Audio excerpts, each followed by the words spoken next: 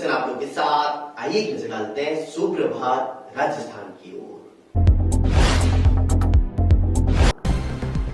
BJP प्रदेशाध्यक्ष सतीश पूनिया आधे घंटे के अंदर पहुंचेंगे बिलाड़ा। वहीं आप सभी को बता दूं, पंचायत समिति प्रधान प्रगति राठौड़ के पदभार ग्रहण समारोह में वह शिरकत करेंगे। धन्यवाद सभा को भी संबोधित करेंगे। तो वहीं प्रदेशाध्यक्ष पूनिया के स्वागत के लिए तैयारियां जोरों शोरों पर की गई। वहीं परिवहन मंत्री प्रताप सिंह खाचरियावास आज उद्घाटन करेंगे राजधानी जयपुर में।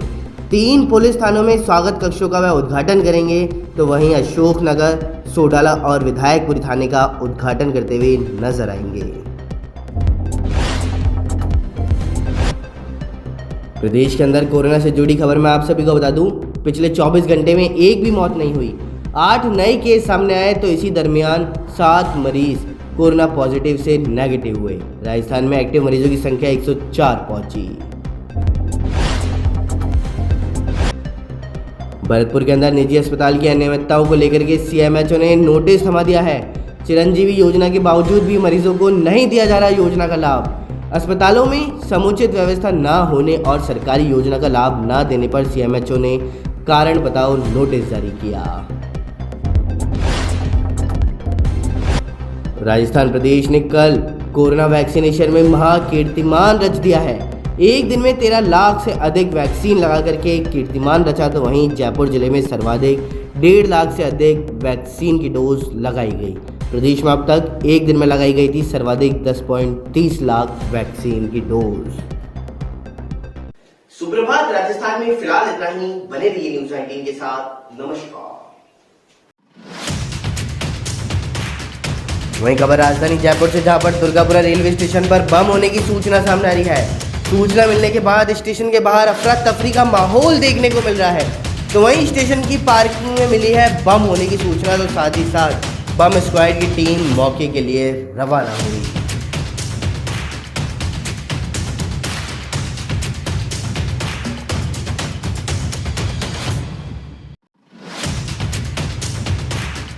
वहीं खबर पंजाब से, जहां पर आप सभी पंजाब पॉलिटिक्स के अंदर एक बार फिर राजनीतिक हलचलें तेज होती हुई नजर आ रही हैं।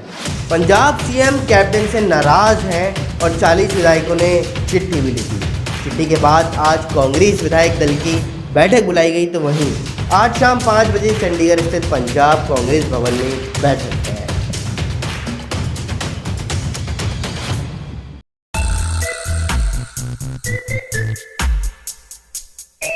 नमस्कार, स्वागत है आपका न्यूज़ 19 में। मैं पुलकित सक्सेना आप लोग के साथ। आइए नजर डालते हैं अखबार की सुर्खियां मेरे साथ।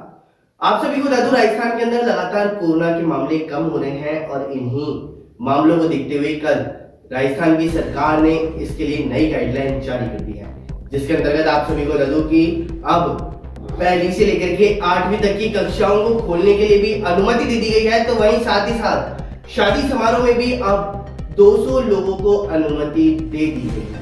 जी हाँ, अब 200 लोग शादी समारोह में जा पाएंगे। पहले यह क्षमता 50 तक की थी, लेकिन अब 200 तक कर दी गई। तो वहीं 1 से लेकर के 8वीं तक की कक्षाओं को भी खोल दिया गया है।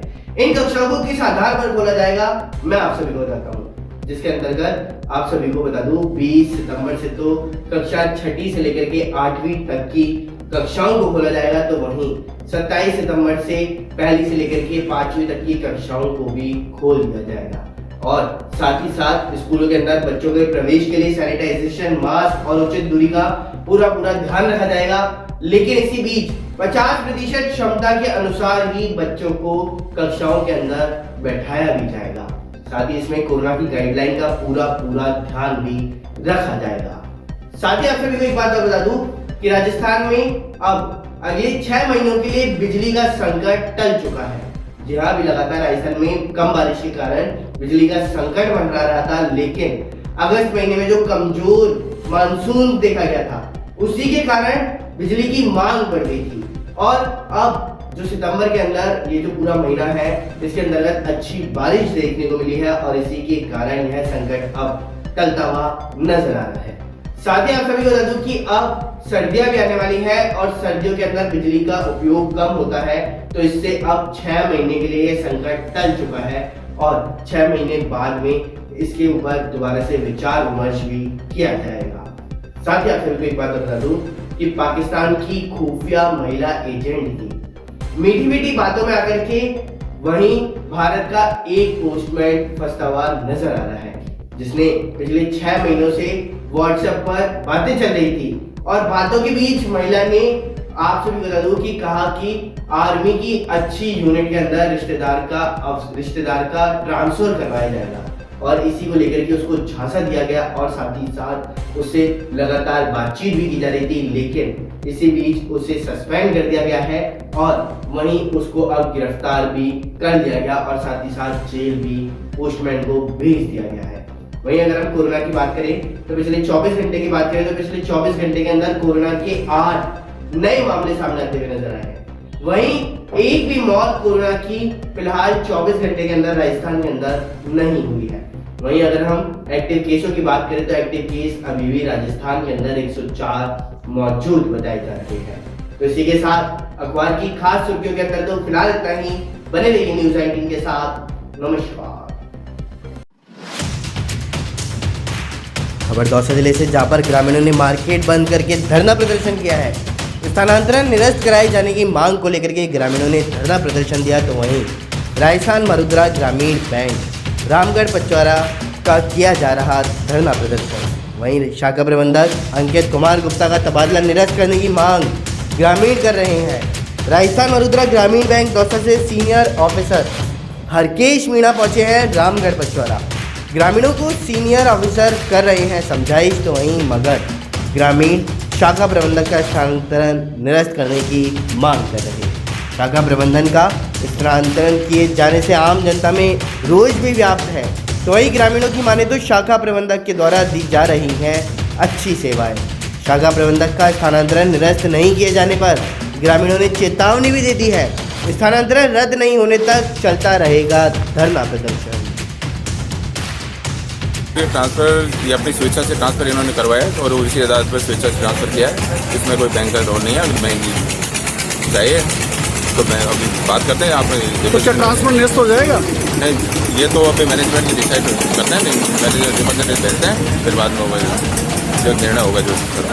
हम ये कहना चाहते हैं कि सबसे पहले तो एक पहला जो शाखा प्रबंधक है हमारे गुप्ता जी RMG ग्रामीण बैंक में, जो पहली बार ऐसी सेवा दी है कि जिससे कि पूरी जनता इतनी संतुष्ट है कि आज तक कोई भी अधिकारी कर्मचारी आया है उससे इतनी संतुष्ट नहीं, इससे इतनी संतुष्ट है। सबसे बड़ी बात यह है कि इनका बहुत कम समय में इनका ट्रांसफ़र हो गया, 3-4 महीने में इनका ट्रांसफ़र हो गया।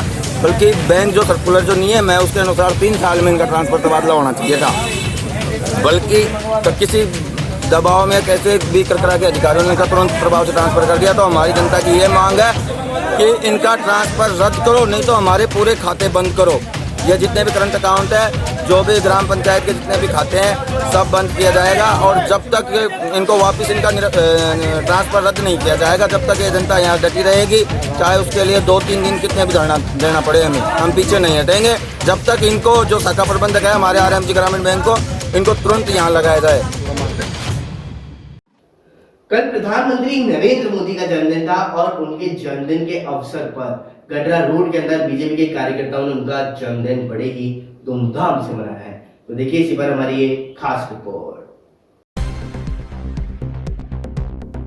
राजस्थान के पश्चिमी सीमावर्ती बाड़मेर जिले के उपखंड गडरा रोड में जांगीर समाज के अमृतम जलधारा भवन में OBC प्रकोष्ठ के संयोजक गैना राम सुधार के नेतृत्व में प्रधानमंत्री नरेंद्र मोदी का जन्मदिन केक काट करके वह एक दूसरे को बधाइयां देकर के मनाया गया। वहीं इस मौके पर भारतीय जनता पार्टी के कार्यकर्ता राजेश पनपालिया, रोहित लोधा, मनोज कुमार, इंदिरा राम मेघवाल, यशवंत भार्गव, हीराराम मेघवाल, प्रेम सिंह सोडा सहित अन्य कार्यकर्ता भी उपस्थित रहे।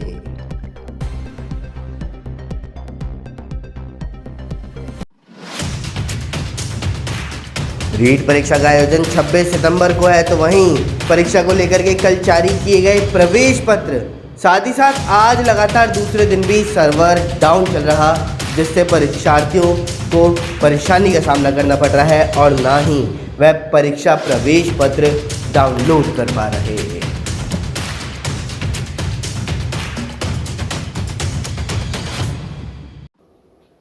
कल प्रधानमंत्री नरेंद्र मोदी का जन्मदिन था और उनके जन्मदिन के अवसर पर गडरा रोड के अंदर बीजेपी के कार्यकर्ताओं ने उनका जन्मदिन बड़े ही धूमधाम से मनाया है। तो देखिए इसी पर हमारी ये खास रिपोर्ट। राजस्थान के पश्चिमी सीमावर्ती बाड़मेर जिले के उपखंड गडरा रोड में जांगीर समाज के अमृतम जलधारा भवन में ओबीसी प्रकोष्ठ के संयोजक गैना राम सुधार के नेतृत्व में प्रधानमंत्री नरेंद्र मोदी का जन्मदिन केक काट करके वह एक दूसरे को बधाइयां देकर के मनाया गया। वहीं इस मौके पर भारतीय जनता पार्टी के कार्यकर्ता राजेश पनपालिया, रोहित लोधा, मनोज कुमार, इंदिरा राम मेघवाल, यशवंत भार्गव, हीराराम मेघवाल, प्रेम सिंह सोडा सहित अन्य कार्यकर्ता भी उपस्थित रहे।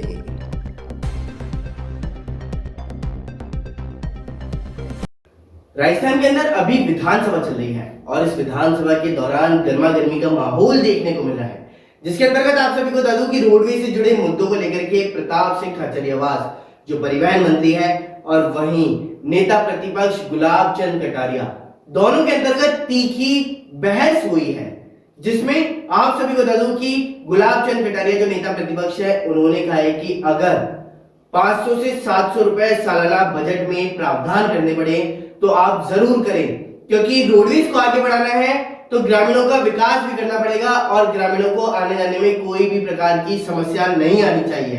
तो वहीं इसके जवाब के अंतर्गत प्रताप सिंह खाचरियावास जो परिवहन मंत्री हैं उन्होंने साफ साफ कह दिया कि सभा में लिखा हुआ है कि या तो सभा में प्रवेश ना करें और अगर आप सभा में प्रवेश करें तो सत्य जरूर बोले। इसी को लेकर के प्रताप सिंह खाचरियावास ने और कहा कि मुझसे आप बाहर भी डरते हैं और अंदर भी डरते हैं, आखिरकार इतना डर क्यों लगता है, क्योंकि जब भी मैं बोलता हूं तो आप लोग खड़े हो जाते हैं। और वहीं इसके बीच तीखी नोकझोंक भी हो चुकी थी और साथ ही साथ इसके अंतर्गत आप सभी को बता दूं कि बीजेपी के जो नेता थे और विधायक थे वह वहां पर बवाल करते हुए भी नजर आ रहे थे। और साथ ही साथ इसके अंतर्गत प्रताप सिंह खाचरियावास के पहनावे से लेकर के सभी चीजों के ऊपर यानी कि बोली और पहनावा इन दोनों के ऊपर कटाक्ष करते हुए भी बीजेपी के लोग नजर आ रहे थे। तो देखिए इसी पर हमारी ये रिपोर्ट कि आखिरकार किस प्रकार से दोनों के बीच में बहस हुई है रोडवेज से जुड़े मुद्दों को लेकर के। सरकार में बैठ करके मंत्री महोदय मुख्यमंत्री से कहिए इस रोडवेज को चलाने के लिए अगर 500-700 रुपया सालाना अपने को बजट में प्रावधान करके भी इसको जिंदा रखना है और जिंदा नहीं रखना है, इसको आगे बढ़ाना है ताकि गांव का आदमी एक सुरक्षित यात्रा कर सके। हमारा और आपका ये उद्देश्य है। जब आप चलाने के लिए इतने स्कूल खोलने के लिए इतने हॉस्पिटल खोलने के लिए पैसा दे सकते हैं तो उस गरीब को यात्रा के लिए क्या मदद नहीं कर सकते? इतने कंगालपति हो गए क्या? मैं सोचता हूँ हमारा सोच बदलना होगा। मैं आपसे विनम्र प्रार्थना करता हूँ इस अमेंडमेंट लाने का कोई औचित्य नहीं है, कोई औचित्य प्रमाणित नहीं कर सकता है। और मैं चाहता हूं मंत्री महोदय जो पहले प्रोविजन था उस प्रोविजन में आपने कहां का पालन किया, कितने 200 रुपया कितने वसूल किया, 1 महीने की सजा किस किस को दी, जो आपके पास कानून था उस कानून की पालना नहीं और 2 में संशोधन लाकर आज आपने सारा समय जो जिस प्रकार किया, मैं इसलिए कहता हूं कि इस संशोधन की कोई आवश्यकता नहीं। अगर लाना है तो एक पूरा का पूरा इस रोडवेज को ठीक करने के लिए जो भी जिस तरह से भी आपको लेके आना वो लेके आइए। इसलिए मैं चाहता हूं कि जनमत जानने के लिए इसको दिया जाए। यहाँ लिखा हुआ है सामने, सभा में या तो प्रवेश नहीं किया जाए, यदि प्रवेश किया जाए तो वहां स्पष्ट और सच बात कही जाए, क्योंकि वहां न बोलने से या गलत बोलने से दोनों ही स्थितियों में मनुष्य पाप का भागी बन जाता है। वैसे ऊपर वाला देख रहा है। मुझे दुख है कि सदन के इतने सीनियर सदस्य ने कहा कि पूरा दिन खराब हो गया। आप मुझे ये बता दो, एक बहुत छोटा सा एक्ट आया और कुछ सदस्यों ने तो कमाल ही कर दिया, बिना पढ़े बिना सोचे बात रोडवेज पर हो रही है, कहां की कहां बात लेकर गए। तो सदन का समय बर्बाद कौन कर रहा है? विपक्ष के साथी आदरणीय कटारिया साहब, राठौड़ साहब 10 लोग बोल लेते हैं। डिस्कस क्या हो रहा था, बोल क्या रहे हैं? 2.5 बरस पहले आप सत्ता में थे, आपको किसने मना किया था? और आज भी गहलोत सरकार की नीति और नियत पर यदि कोई शक करता है तो पाप करता है, और वो पाप इन्होंने आज कर दिया। इससे बड़ा पाप नहीं कर सकते। 75 के बाद पहली बार एक सरकार का मुखिया, ये कॉरपोरेशन है, मेरे से ज्यादा इंटेलिजेंट है। इस कॉरपोरेशन में बीच में बोलना जरूरी है, बाद में बोल लेना। आप भैरू सिंह जी का नाम लेते हो 10 बार, माना भी करो उनको कभी कभी। और मैं एक के बीच में नहीं बोला, तो भैरू सिंह जी का नाम ही नाम लेते हो तो सीखते भी थोड़ा बहुत उनसे, सीखा कुछ नहीं। भैरू सिंह जी दूसरे का सम्मान करते थे, चाहे उनके और मेरे कुछ भी रहे हो रिश्ते बाप बेटे के, लेकिन आप लोगों ने तो खूब साथ साथ रहे हो तो आप तो सीखते। मैं लगातार चुप इसलिए रहा, एक एक आदमी का आज भाषण निकाला जाए, और मैं जबान देता हूं मैं इस्तीफा देके चला जाऊंगा। क्या क्या शब्द काम में नहीं लिए, ये जानते हुए काम में लिए कि हम झूठ बोल रहे हैं। ये सदन क्या झूठ का मंदिर है क्या? ये सच का मंदिर है। ये भी जानते हैं इस बात को, इन्होंने क्या क्या झूठ बोला, रिकॉर्ड तोड़ दिए झूठ बोलने के। मैंने असत्य, मैं माफी चाहता हूं, असत्य जो इन्होंने बोला अध्यक्ष जी ने बता दिया, मान लिया भाई, असत्य बोल दिया। ये टोन ठीक नहीं है, ये मंत्री का जवाब देने का टोन ठीक नहीं है। सभापति जी, जो भी शब्द असंसदीय है विलोपित होने का मैंने स्टैंडिंग ऑर्डर आपको। सभापति जी आप मुझे ये बताइए, आदरणीय गर्ग साहब खड़े हुए बोले मंत्री जी की टोन ठीक नहीं, इनकी टोन ठीक थी। क्या बात, आप सुन लेते ना सारे लोग, तो आपको खुद को लगता है कि टोन किसकी ठीक है। यहां घबराते हैं, प्रताप सिंह घाटी की आवाज से इतना डर लगता है, बाहर भी अंदर भी, बीच बीच में बोलना चालू कर दिया। सुनो तो सही, ये लो, सुनने की हिम्मत नहीं है, सुनने की ताकत रखो ना। शांत रहे। ये क्या राठौड़ साहब, शर्म आनी चाहिए, शर्म ही नहीं आती। आप तो डर क्यों रहे हो? तो सुनो तो सही, सुनने की ताकत तो रखो। यहाँ खड़े होके ये सीनियरिटी नहीं है, सीनियर लोगों को ये शोभा नहीं देता। बोला ने अच्छा नहीं लगता, पूरा राजस्थान आपको देख रहा है, क्यों डर रहे हो? क्यों डर रहे हो? सुनो ना, सुनने की ताकत होनी चाहिए, सुनने की हिम्मत ही नहीं है। क्या बोल दिया? गलत सही बोला है, बिल्कुल बिल्कुल सही बोला है। आपने जो लिखा हुआ है उसके विपरीत बोला आपने, जो वो लिखा हुआ है उसके विपरीत बोले आप माने जोर से बोले, किसको टिप दे रहे हैं आप? जोर से बोलने की ताकत है। आप अपनी सीनियरिटी का ध्यान रखो, आपको अपनी सीनियरिटी का ध्यान रखना चाहिए। बात बात में खड़े हो जाते हैं, इसीलिए भैरू सिंह शेखावत नहीं बन सकते आप, क्योंकि बार बार खड़े नहीं होते थे आपकी तरह। यहाँ पे मैंने क्या लिया, ठेका छोड़िए आपसे मुझे परमिशन नहीं चाहिए, मैं राजस्थान की जनता देती है ठेका।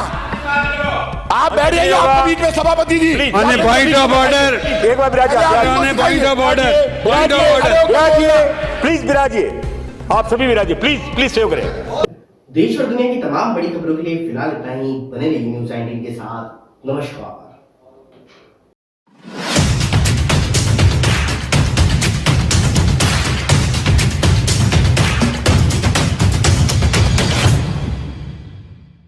नमस्कार, स्वागत है आपका न्यूज़ 19 में। मैं पुलकित सक्सेना आप लोग के साथ। आइए नजर डालते हैं न्यूज़ 19 की फटाफट खबरों की ओर, फटाफट अंदाज में। राजधानी जयपुर में आखिर 4 दिन बाद में बीवीजी के कर्मचारी काम पर लौटे हैं। वार्ता और 1.5 महीने का वेतन मिलने के बाद में काम पर लौटे, तो वहीं हड़ताल के कारण 4 दिन से शहर कचरा हो गया था। नागौर के अंदर इंदास गांव का लाल शहीद हो चुका है। सियाचिन पर तैनात ड्यूटी के दौरान हेमेंद्र गोदारा की तबीयत बिगड़ी, तो वहीं तबीयत बिगड़ने पर मिलिट्री अस्पताल उन्हें ले जाया गया, जहां उपचार के दौरान वह शहीद हो गए और देर रात शहीद का पार्थिव देह नागौर पहुंचेगा।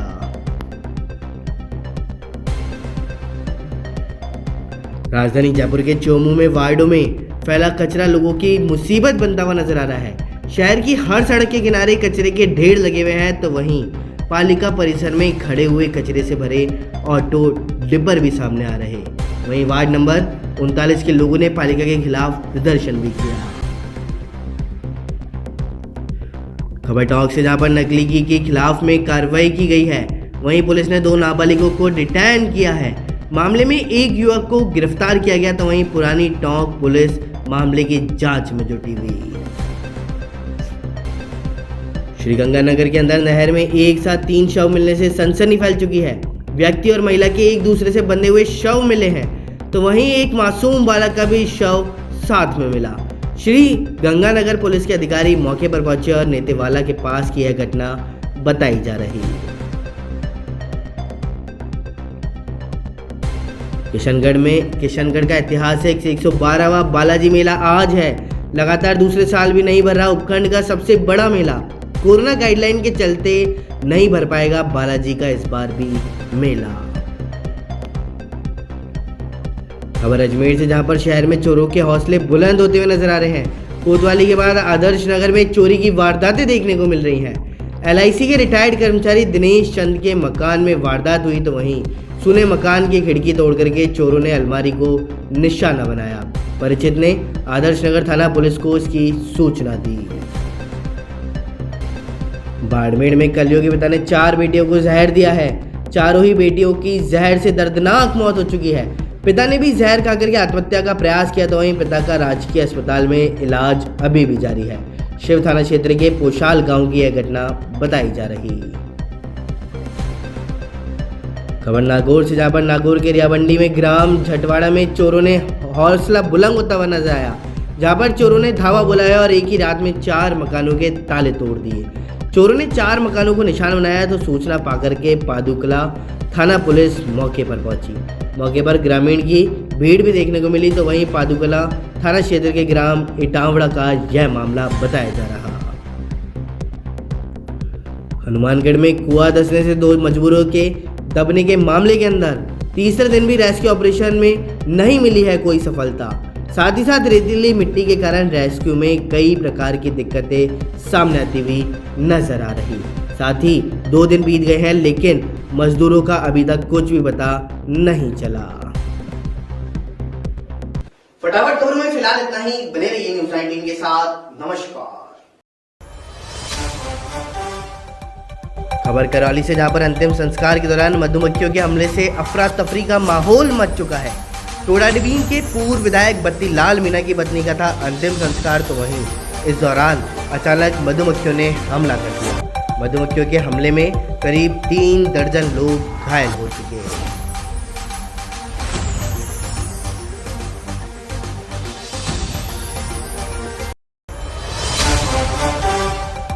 चलिए रुक कर देते हैं बाड़मेर जिले की ओर, जहां पर आप सभी को बता दूं, बाड़मेर जिले की गडरा रोड बस स्टैंड पर गंदगी का आलम लगातार देखने को मिल रहा है और वहां पर लोगों को परेशानी का भी सामना करना पड़ रहा है, लेकिन प्रशासन का इस ओर बिल्कुल भी ध्यान नजर नहीं आ रहा। तो देखिए इसी पर हमारी ये खास रिपोर्ट। राजस्थान के पश्चिमी सीमा के नजदीक उपखंड गडरा रोड, जो कि 200 गांवों का लगता हुआ केंद्र बिंदु कस्बा है, जिस पर सरकारी बस स्टेशन का पिछले आज़ादी से लेकर करके अभी तक का अभाव रहा है। परंतु रेलवे स्टेशन के सामने अभी तक रेलवे की इस अस्थायी भूमि पर पिछले 50 वर्षों से चल रही बस स्टेशन पर प्राइवेट बसों व हाथ ठेले लारी तथा टैक्सी साइड ट्रैफिक को इतना गंदा कर दिया गया है कि यहाँ पर आने वाले राहगीरों को सड़क पर चलने का मौका तक नहीं मिल रहा। इतना ही नहीं, प्राइवेट बसें जो रोड के बीच किनारे पर खड़ी कर दी जाती हैं, वहीं दूसरी ओर आने वाले वाहन भी सही तरीके से नहीं गुजर पाता। साथ ही साथ स्थिति तो यह भी है कि यहाँ पर स्थानीय लोग भी बहुत परेशान हो रहे हैं, तो फिर भी यहाँ का प्रशासन शायद अंदाजे में बेरा बन करके मूक दर्शक बन करके देख रहा है।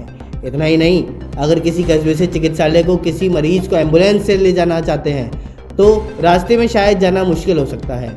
फिर भी प्रशासन अस्थायी बस स्टेशन पर प्राइवेट वाहनों को सही तरीके से क्यों नहीं एक साइड में खड़ा करवा रहा, चौकी सरेआम प्राइवेट बसों का मांजरा रोड के बीच खड़ा होना पाया जाता है, फिर भी प्रशासन देख रेख नहीं कर रहा। देश और दुनिया की तमाम बड़ी खबरों के लिए फिलहाल इतना ही। बने रहिए न्यूज़ 19 के साथ। नमस्कार। खबर बाड़मेर से, जहां पर आप सभी के पिता ने 4 बेटियों को उतारा है मौत के घाट। कलयुगी पिता ने 4 बेटियों को जहर देकर के मौत के घाट उतार दिया, तो वहीं कलयुगी पिता ने भी आत्महत्या का प्रयास किया। पुलिस ने पिता को जिला अस्पताल के अंदर भर्ती करवा दिया, तो वहीं पुलिस ने चारों शवों को शिव अस्पताल की मोर्चरी में रखवाया। शिव थाना क्षेत्र के पोछाला गांव की यह घटना बताई जा रही, तो वहीं शिव थानाधिकारी ओम प्रकाश विष्णु ने इसकी जानकारी दी।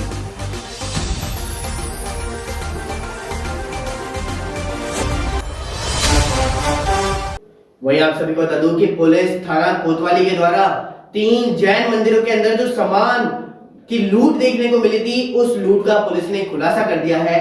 तो आइए नजर डालते हैं कि आखिरकार क्या क्या सामान बरामद किया गया और साथ ही साथ किस किस को गिरफ्तार किया गया।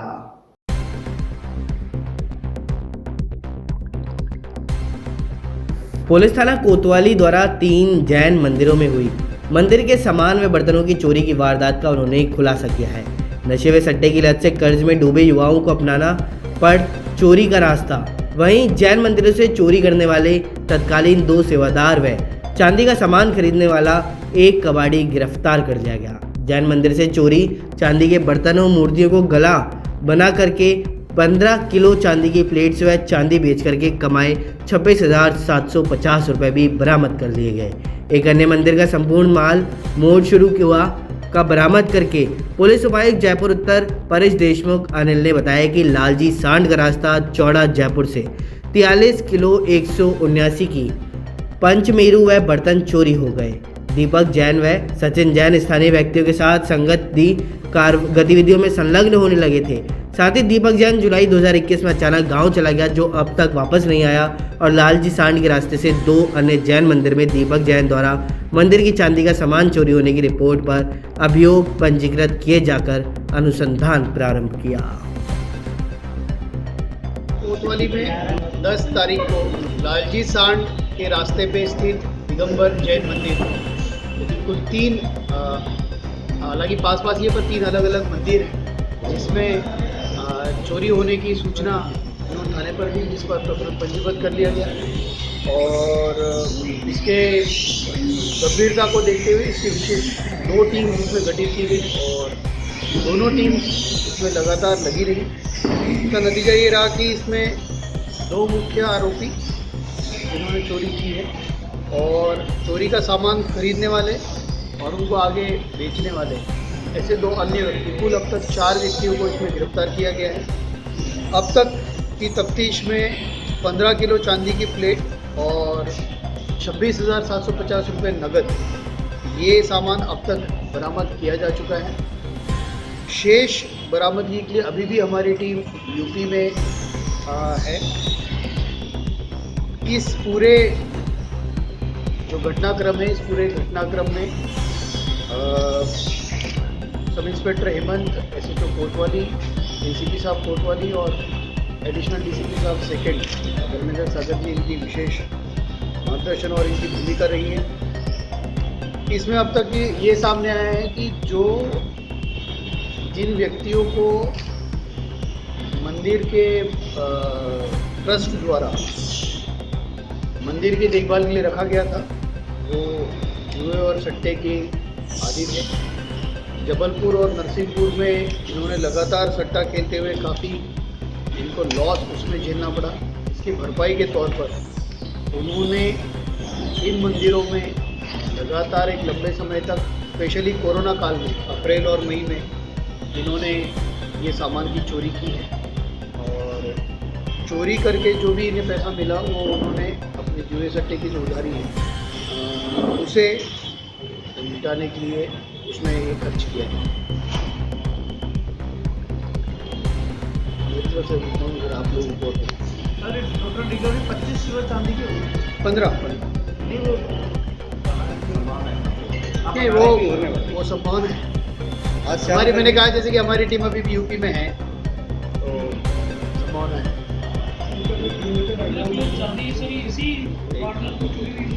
सॉरी, नहीं, इसी केवल और केवल ये जैन मंदिर की। सर और भी इन्होंने किए कि नहीं, और इससे पहले देश और दुनिया की तमाम बड़ी खबरों के लिए फिलहाल इतना ही। बने रहिए न्यूज़ 19 के साथ। नमस्कार।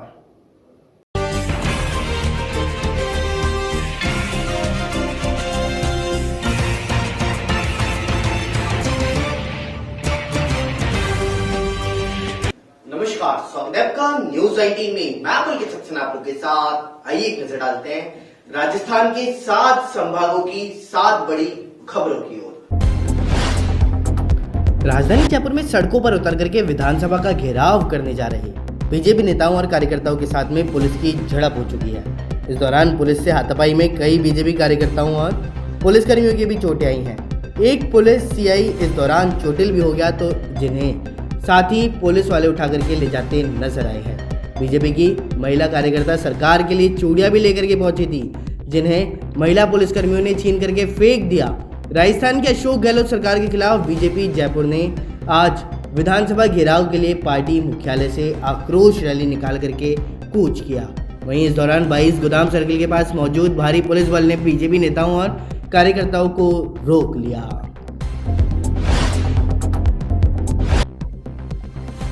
केंद्रीय जल शक्ति मंत्री गजेंद्र सिंह शेखावत ने जोधपुर की लाइफलाइन मानी जाने वाली Rajiv Gandhi lift canal project के तीसरे चरण को लेकर के राजस्थान सरकार पर निशाना साध दिया है।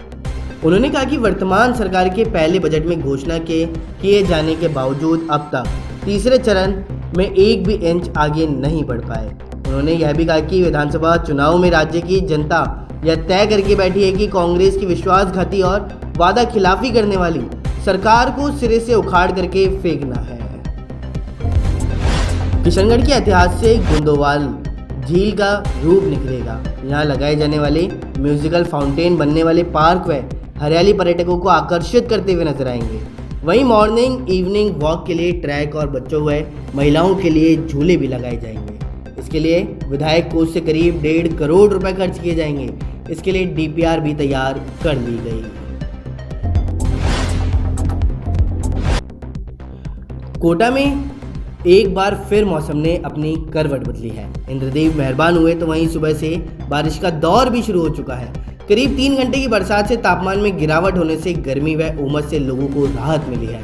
लंबे समय बाद बारिश होने के से लोगों में बरसात का आनंद लेते हुए नजर आ रहे हैं। वहीं मानसून में एक फिर लोगों के छाते बाहर निकलते हुए नजर आए हैं। इधर बारिश के चलते हुए कई जगह सड़कों पर पानी भर गया, लेकिन हल्की बारिश का दौर अभी भी जारी है। उदयपुर नाथद्वारा मार्ग पर अंबेरी के समीप मोड़ पर एक अनियंत्रित ट्रेलर ने स्कूटी और बाइक सवार को चपेट में ले लिया। हादसे में 2.5 साल की बच्ची और एक महिला सहित कुल 3 लोगों की दर्दनाक मौत हो चुकी है। हादसे के बाद ट्रेलर चालक को मौके से फरार भी हो गए। तो वहीं सुखेड़ थानाधिकारी मुकेश सोनी ने बताया कि स्कूटी और बाइक सवार मृतक उदयपुर की तरफ आ रहे थे, तभी अमरख मोड़ पर स्पीड ब्रेकर आने से उन्होंने अपनी स्पीड कम की। इस दौरान पीछे से आ रहा ट्रेलर अनियंत्रित होकर के ट्रेलर ने पहले कार को टक्कर मारी और इसके बाद स्कूटी और बाइक सवार लोगों को रौंदते हुए एक खड़ी ट्रक में जा घुसा। हादसे के बाद ट्रेलर चालक मौके से भाग छूटा। बीकानेर में कोरोना रोगियों की संख्या 0 होने के बाद एक बार फिर पॉजिटिव रोगी सामने आए हैं। शनिवार को रिपोर्ट में एक पॉजिटिव रोगी मिला है, जबकि 18 के टेस्ट संदिग्ध मानते हुए फिर से जांच की जा रही है।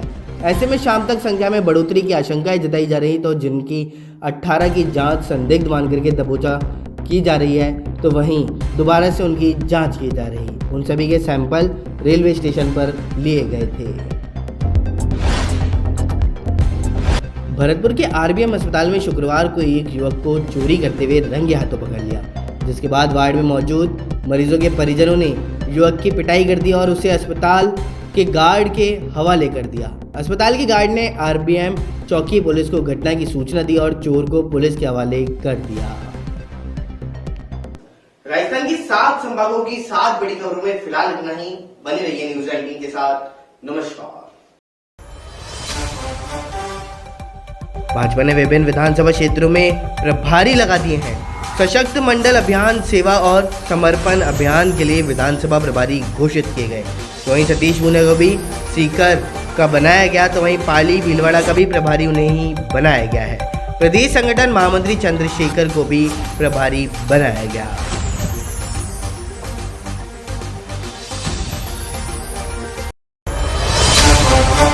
वहीं आप सभी को बता दूं कि केंद्रीय विश्वविद्यालय राजस्थान बांद्रा-सिंदरी में छात्रों के द्वारा आज शांतिपूर्ण प्रदर्शन देखने को मिला है। आखिरकार उनकी क्या कुछ मांग रही हैं, देखिए हमारी इस खास रिपोर्ट में। केंद्रीय विश्वविद्यालयों राजस्थान के गेट नंबर 3 के बाहर विश्वविद्यालय में पढ़ने वाले छात्रों ने अपनी पढ़ाई को लेकर के शांतिपूर्ण प्रदर्शन कर विश्वविद्यालय प्रशासन का ध्यान आकर्षित करने का प्रयास किया है, जिसमें छात्रों ने मांग रखी कि विश्वविद्यालय में पढ़ाई शुरू कराई जाए। कोरोना काल के बाद लंबे समय से बंद पड़े केंद्रीय विश्वविद्यालय को पुनः खोले और शिक्षा को सुचारू रूप से चलाया जाए। राजस्थान केंद्रीय विश्वविद्यालय प्रशासन ने उच्च और उचित आश्वासन देकर के छात्रों का प्रदर्शन समाप्त करवाया। करके आज आपने जो है इस तरह धरना प्रदर्शन किया है। हमारी सबसे जो मुख्य धरना करने की जो बात है वो ये है कि लगभग 1 साल से वीसी सर की नियुक्ति नहीं हुई है यूनिवर्सिटी में, और उस पद पे जो अभी तत्कालीन वाइस चांसलर सर है तो कोई भी कार्य सही से नहीं कर पा रहे, तो जल्दी से जल्दी वाइस चांसलर की नियुक्ति हो। और दूसरी मांग हमारी ये थी कि जो यूनिवर्सिटीज़ है राजस्थान के अंदर वो सारी खुल चुकी है, उसके अलावा जो सेंट्रल यूनिवर्सिटीज़ है अदर स्टेट में वो भी सारी धीरे धीरे ओपन हो रही है और कुछ ओपन हो चुकी है, तो हमारी यूनिवर्सिटी भी सब विद्यार्थियों के लिए जल्दी से जल्दी ओपन हो। थर्ड मांग ये थी कि जो यूनिवर्सिटी में स्टूडेंट आ जाए सब, तो उसके बाद में 45 दिन का हमें समय दिया जाए, जिससे हम आराम से एग्ज़ाम की तैयारी करके फिर अच्छे से एग्ज़ाम की प्रिपरेशन करके एग्ज़ाम दे सकें। तो थर्ड मांग ये है कि जो विद्यार्थी भी बाहर रह रहे हैं फिलहाल, तो उनके लिए लाइब्रेरी की व्यवस्था की जाए। आपका परिचय? मेरा नाम प्रबल चौहान है, मैं नागौर का रहने वाला हूँ। यहाँ पर अभी यहाँ पे मेरा यूजी फाइनल ईयर है, लिंग्विस्टिक डिपार्टमेंट। यूनिवर्सिटी के अंदर केंद्रीय विश्वविद्यालय है, जो ये केंद्रीय विद्यालय ये खुल गया है, लेकिन हमारे लिए मतलब पढ़ाई शुरू नहीं हो सकती, तो ये मतलब ये भी एक हमारे साथ में अत्याचार हो रहा है। और वीसी की नियुक्ति लगभग 1 साल हो गया, अभी तक उस पर कोई भी आश्वासन या कुछ भी मतलब अपडेट नहीं है, तो जल्दी से जल्दी वीसी को यहाँ पे नियुक्त करें। लगभग 2 साल हो गए ऑनलाइन क्लासेस चल रही है, विद्यार्थियों को कुछ भी समझ में नहीं आ रहा है, क्योंकि कभी नेटवर्क समस्या आती है, कभी कुछ और समस्या, कभी हेल्थ से रिलेटेड समस्या, फिजिकल से रिलेटेड समस्या, तो ये सब मतलब कितने दिनों तक चलेगा कुछ ऐसे पता नहीं है। और आखिरकार यही है कि जल्दी से जल्दी मतलब यूनिवर्सिटी बुला ले हमें। और तो इससे पहले आपने किसी को इस बारे में अवगत करवाया? हमने पहले वीसी सर को भी हमने मेल लिखा कि यूजी के लिए कब तक मतलब ओपन हो रही है यूनिवर्सिटी, तो वीसी सर ने हमें कोई रिप्लाई नहीं दिया। और उनको एक बार कांटेक्ट करने की कोशिश की तो उन्होंने यही बताया कि भाई उन्होंने डिपार्टमेंट के एचओडी है उनको कॉल कर दिया और कहा कि आपके स्टूडेंट को संभालो हमारे साथ, हम से कांटेक्ट कर रहे हैं। आपका ये जो सत्याग्रह कब तक चलेगा? ये सत्याग्रह जब तक हमारी मांगे पूरी नहीं होगी और जब तक ये कोई आश्वासन नहीं दे देते, अगर सोमवार तक कोई आश्वासन दे देते तो ठीक है, ज़्यादा से ज़्यादा शुक्रवार तक वेट करेंगे, नहीं तो फिर हर शनिवार से शनिवार ये चलता रहेगा। देश और दुनिया की तमाम बड़ी खबरों के लिए फिलहाल इतना ही। बने रहिए न्यूज़ 19 के साथ। नमस्कार। वहीं आप सभी को बता दूं कि पुलिस थाना कोतवाली के द्वारा 3 जैन मंदिरों के अंदर जो सामान की लूट देखने को मिली थी, उस लूट का पुलिस ने खुलासा कर दिया है। तो आइए नजर डालते हैं कि आखिरकार क्या क्या सामान बरामद किया गया और साथ ही साथ किस किस को गिरफ्तार किया गया।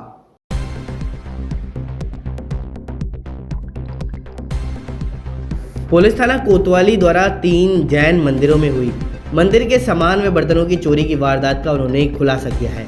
नशे व सट्टे की लत से कर्ज में डूबे युवाओं को अपनाना पड़ चोरी का रास्ता।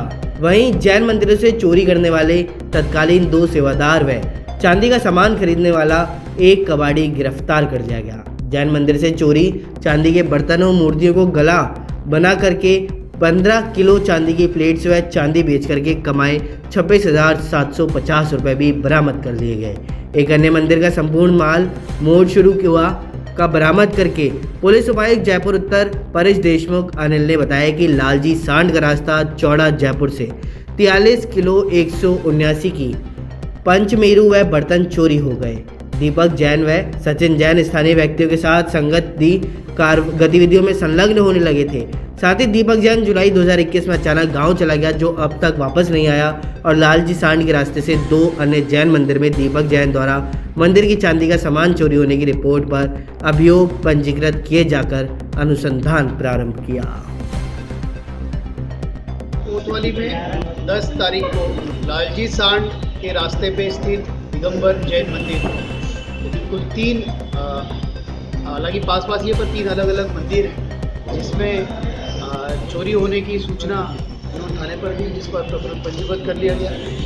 और इसके गंभीरता को देखते हुए इसकी विशेष 2 टीम इसमें गठित की गई और दोनों टीम इसमें लगातार लगी रही। इसका नतीजा ये रहा कि इसमें 2 मुख्य आरोपी जिन्होंने चोरी की है और चोरी का सामान खरीदने वाले और उनको आगे बेचने वाले, ऐसे 2 अन्य व्यक्ति, कुल अब तक 4 व्यक्तियों को इसमें गिरफ्तार किया गया है। अब तक की तफ्तीश में 15 किलो चांदी की प्लेट और 26,750 रुपये नगद ये सामान अब तक बरामद किया जा चुका है। शेष बरामदगी के लिए अभी भी हमारी टीम यूपी में है। इस पूरे जो घटनाक्रम है, इस पूरे घटनाक्रम में सब इंस्पेक्टर हेमंत, एसएचओ कोतवाली, डीसीपी साहब कोतवाली और एडिशनल डीसीपी साहब सेकंड धर्मेंद्र सागर जी, इनकी विशेष मार्गदर्शन और इनकी भूमिका रही है। इसमें अब तक ये सामने आया है कि जिन व्यक्तियों को मंदिर के ट्रस्ट द्वारा मंदिर की देखभाल के लिए रखा गया था, वो जुए और सट्टे के आदी थे। जबलपुर और नरसिंहपुर में इन्होंने लगातार सट्टा खेलते हुए काफ़ी इनको लॉस उसमें झेलना पड़ा। इसकी भरपाई के तौर पर उन्होंने इन मंदिरों में लगातार एक लंबे समय तक, स्पेशली कोरोना काल में अप्रैल और मई में, इन्होंने ये सामान की चोरी की है। और चोरी करके जो भी इन्हें पैसा मिला वो उन्होंने अपने जुए सट्टे की जो उधारी है उसे मिटाने के लिए उसमें ये खर्च किया है। मेरी तरफ से अगर आप लोग रिपोर्ट टोटल रिकवरी 25 किलो चांदी की 15 नहीं, वो सम्मान है। हमारी, मैंने कहा जैसे कि हमारी टीम अभी भी यूपी में है तो सम्मान है।